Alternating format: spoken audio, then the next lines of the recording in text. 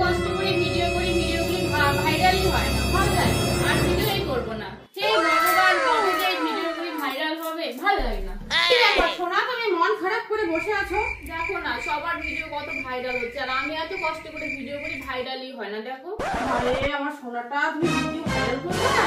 আমি তোমার সাথে একটা ভিডিও করব, তুমি খালি দেখবা একটা ভিডিওতে লেখ ভাইরাল হবেই হবে।